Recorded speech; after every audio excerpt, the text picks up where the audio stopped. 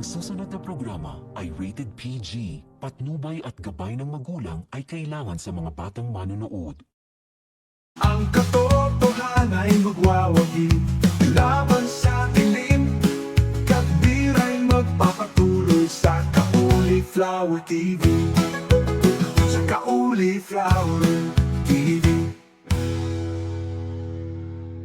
Wilfredo Bad Willie Santiago, isang malalimang pagsusuri sa kanyang pag-alis sa MCGI at ang kanyang tunay na pakay, ang kanyang pagtitiwalag, kusang loob o itiniwalag noong 2009 sa panahon ng isang pasalamat ng buong kapatiran sa kanilang sentral sa Apalit, Pampanga. Opisyal na talagang idineklara noon ni Bro Eli Soriano na si Wilfredo Santiago ay itiniwalag sa Members Church of God International, MCGI, at ibinigay na sa matinding kaaway ng Panginoon. Ayon sa ilang ulat, si Santiago mismo ang nagkusang tumiwalag sa MCGI, ngunit iginiit ng pangasiwaan noon na siya ay itiniwalag na dahil sa mga paglabag niya sa doktrina at di maayos na paglakad. Kung siya nga talaga ay itiniwalag, bakit siya nagkukunwaring siya ang umalis? Mayroon ba siyang gustong takasan o may mas malalim pang dahilan? Ang kanyang pagtutol sa mga doktrinang sinasampalatayanan ng MCGI. Isa sa mga pangunahing batikos ni Santiago laban sa MCGI ay ang umano'y pabagubagong aral ni Bro Eli Soriano, partikular na ang isyu ng pagluhod sa harap ng silangan. Ayon kay Santiago, ito raw ay isang anyo ng pagsamba na hindi naaayon sa turo ng Biblia. Ngunit sa masusing pagsusuri, makikitang ang akusasyong ito ay isang maling interpretasyon niya sa konteksto ng turo ng MCGI. Bakit nga ba tila bigla ang naging sensitibo si Santiago sa isyong ito? Gayong noon ay kasama pa siya sa pagtatanggol sa mga aral ng samahan. Ito ba ay isang taktika lamang upang bigyang katwiran ang kanyang paglayo? Ang isyu kay Celso Bagay at ang mga sumunod na lumaban kay Santiago. Sa kasaysayan ng kanyang pagtutol sa MCGI, may isang mahalagang pangyayari na hindi niya maaaring takasan.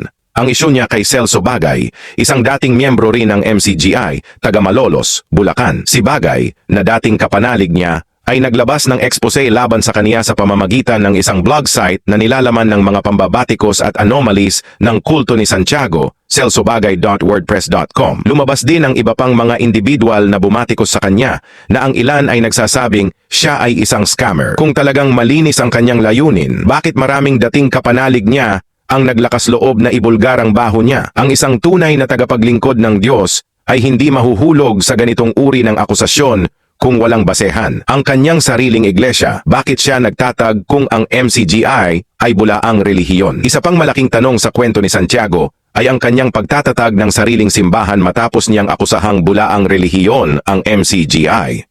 Kung talagang mali ang MCGI sa kanyang pananaw, bakit siya mismo ang nagtayo ng isa pang sekta? Dagdag pa rito, lumabas ang mga ulat na humihingi siya ng donasyon sa social media, isang bagay na kanyang ikinokondena noon laban sa MCGI. Ang tanong, hindi ba't ito ay isang napakalaking kabalintunaan? Ayon sa Biblia, ang isang taong matakaw sa yaman ay inihahalin tulad sa isang asong matakaw na walang kabusugan. Kaya naman, sino ang mas may piring sa mata, ang mga nananatili sa MCGI o ang mga nagpatayo ng sariling simbahan habang sumisipsip ng donasyon mula sa kanilang tagasunod? Ano ba talaga ang pakay ni Santiago? Sa huli, dapat nating tanungin, ano ba talaga ang layunin ni Wilfredo Santiago sa kanyang pangangaral? Ang isang tunay na lingkod ng Diyos ay hindi maghahasik ng pagkalito at hindi gagamit ng mga masasamang salita laban sa kanyang dating kasamahan sa pananampalataya. Sa halip na magpatuloy sa paglilingkod sa Diyos ng tahimik at may integridad, pinili niyang maging isang kritiko hindi lamang ng MCGI kundi ng marami pang iba. Kung tunay siyang may malasakit sa kanyang mga tagasunod, bakit tila mas abala siya sa paninira kaysa sa tunay na pangangaral ng Ebanghelyo? Ang kwento ni Wilfredo Santiago ay isang babala sa lahat. Hindi porket may kaalaman sa Biblia ay nangangahulugan ng may tamang intensyon. Maraming nagsusumigaw ng katotohanan, ngunit sa dulo, ang tunay nilang hinahabol ay pansariling kapakanan. Huwag tayong basta-basta magpapadala sa matatamis na salita at maanghang na batikos. Suriin natin ang mga taong ating pinakikinggan dahil sa dulo ng lahat, ang tunay na katotohanan ay hindi nakikita sa mga palagay-lagay kundi sa gawa.